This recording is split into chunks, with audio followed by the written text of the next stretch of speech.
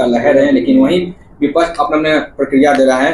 लालू यादव की छोटी बेटी जो सिंगापुर में रहती है और ट्वीट करती हैं कि कोई बता रहा है कि देश के प्रधानमंत्री बिहार आ रहे हैं, इससे सबसे बड़े एयरपोर्ट छपरा उतरेंगे, वहां से चीनी मधुरा मिल से बने हुए चीनी से चाय पियेंगे, फिर दरभंगा एम्स जाएंगे, मरीजों का हाल लेंगे, वहां पश्चात पूर्णिया लौट जाएंगे। जुमलों की सरकार है, क्या कहिएगा? देखिए, इस तरह की जुमलाबाजी जो पहले होता रहा है और बिहार की जनता को जुमलाबाजी के जरिए ही पूर्व में सरकारें चली हैं, अब बिहार की जनता इतनी अबोध और इतनी नादान नहीं रही। बिहारवासी अच्छी तरह समझते हैं, बिहार के जन जन में अब इस बात की बोध हो चुकी है कि बिहार में जो भी नेता आएंगे उनको यहाँ विकास देना होगा। बिहार के जनता के लिए शिक्षा, रोजगार पर काम करना होगा। बिहार पहले बीमारी, बेरोजगारी और अपराध में जी रहा था। अब धीरे धीरे नीतीश जी ने निरंतर कोशिश करके अपराध को रोका, कहीं न कहीं नौजवानों के रोजगार पर भी काम किया है, लेकिन अभी भी बहुत काम करने की ज़रूरत है। इसलिए इस तरीके की जो जुमला आ रहे हैं वो दिग्भ्रमित करने की, बिहार के जनता को भ्रमित करने की कोशिश की जा रही है, लेकिन अब बिहार की जनता भ्रमित होने वाली नहीं है। कटाक्ष वो व्यक्ति कर रहे हैं जिनके पिता पर चारा से चोर का आरोप लगा हुआ है, जेल भी गए हुए हैं, वो लोग कटाक्ष कर रहे हैं। अब तो कह रहे हैं ना कि जिनको ये बात समझ में नहीं आ रहा है कि बड़ी अच्छी हमारे यहाँ की कहावत है कि चलनी सूप को हंसने की कोशिश कर रही है। जिसके पास अपनी अनेकानेक प्रकार के छेद हैं वो अब दूसरे के ऊपर कमेंट्स कर रही हैं, तो अब मैं इस पर क्या बोलूं? ये जनता अब पुरानी जनता नहीं है, सब बातों को समझ चुकी है। चुनावी माहौल है, 2025 में चुनाव होने जा रहा है, सारा लेखा जोखा चुनाव में हो जाएगा। क्या आज सौगात मिलने जा रही है बिहार को? बिहार को श्रद्धेय प्रधानमंत्री के आगमन पर बहुत लगभग छोटे बड़े 16 से ज़्यादा सौगात मिलने जा रहा है। खास तौर पे वो मंत्री जी के द्वारा होने जा रहा है, जिसके जरिए बिहार की अर्थव्यवस्था में, बिहार के विकास में, बिहार के आने वाले रोजगार में दिन दूनी रात चौगुनी वृद्धि होगी।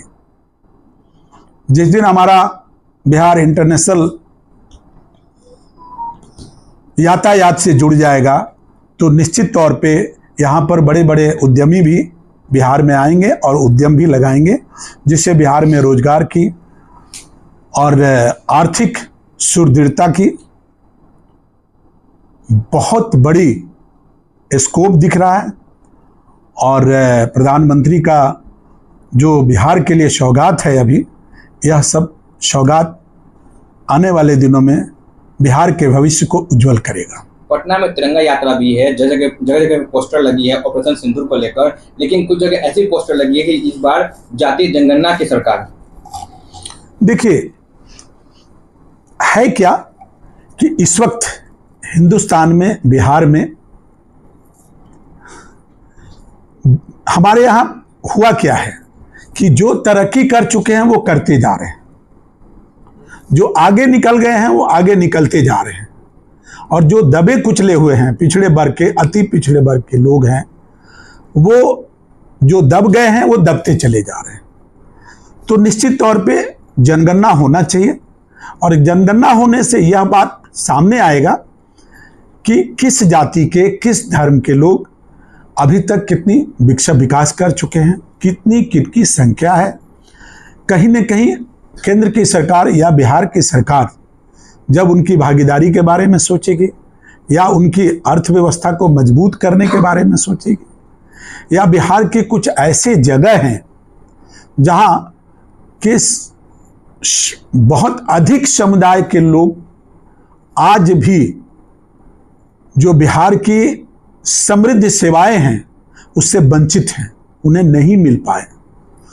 तो आशा करते हैं कि इन जनगणना के माध्यम से उन तमाम दबे कुचले लोगों को भागीदारी और हिस्सेदारी बढ़ेगी और वो भी बिहार में अपनी भागीदारी देकर बिहार को उज्जवल बनाने में, बिहार के भविष्य को उठाने में उनकी भी अहम भूमिका होगी। इसलिए जनगणना अच्छी चीज है और जनगणना होनी चाहिए।